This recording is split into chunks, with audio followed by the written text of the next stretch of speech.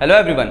Mister प्रसाद देसाई का एक question था जो कि बेसिकली रिलेट करता है एग्रीगेट प्लानिंग से कि ये है क्या और कहते किसे हैं। देखें, एग्रीगेट प्लानिंग जो है इसे हम मजमूई प्लानिंग भी कहते हैं, एंड टू एंड प्लानिंग भी कहते हैं और एक तरह से ओवरऑल प्लानिंग भी कहते हैं। एग्रीगेट प्लानिंग में इन्वॉल्व होती है आपकी supply planning, demand planning, inventory planning, production planning, capacity से रिलेटेड प्लानिंग और साथ ही साथ जो ऑर्गेनाइजेशन के वाइड रेंज ऑफ रिसोर्सेज हैं, चाहे वो ह्यूमन रिसोर्सेज हैं, टेक्नोलॉजिकल रिसोर्सेज हैं, फाइनेंशियल रिसोर्सेज हैं, एनर्जी से रिलेटेड रिसोर्सेज हैं या स्पेस से रिलेटेड रिसोर्सेज हैं या इनके अलावा भी अगर से तो कोई रिसोर्सेज हैं, तो ये तमाम रिसोर्सेज एग्रीगेट प्लानिंग का पार्ट होते हैं और इसमें इन्वॉल्व होते हैं। तो एक तरह से ये जो एग्रीगेट प्लानिंग है ये रिप्रेजेंट करती है उन तमाम तर प्लानिंग्स को और उन तमाम तर रिसोर्सेज को जिनका अभी थोड़ी देर पहले मैंने जिक्र किया।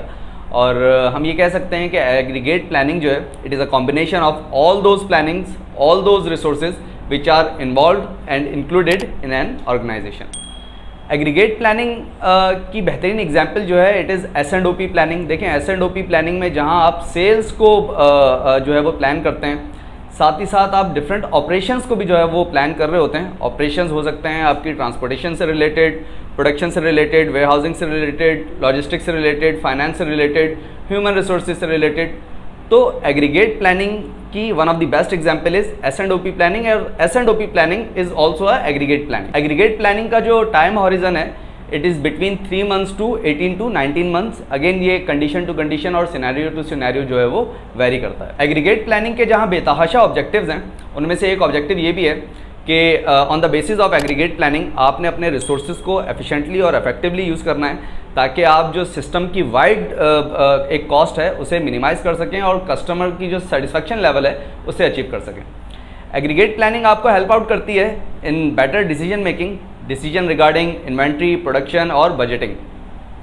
और एग्रीगेट प्लानिंग आपको इस चीज़ में भी हेल्प आउट करती है कि आप जो है वो किसी भी फ्लक्चुएशन इन सप्लाई और फ्लक्चुएशन इन डिमांड को जो है वो इफेक्टिवली मैनेज कर सकें। So this was all about the aggregate planning. और बॉटम लाइन यही है कि जितनी भी ऑर्गेनाइजेशन की प्लानिंग्स होती हैं या जो रिसोर्सेज होते हैं ये एग्रीगेट प्लानिंग उन सब का कॉम्बिनेशन होती है और उन तमाम प्लानिंग्स को और रिसोर्सेज को रिप्रेजेंट कर रही होती है।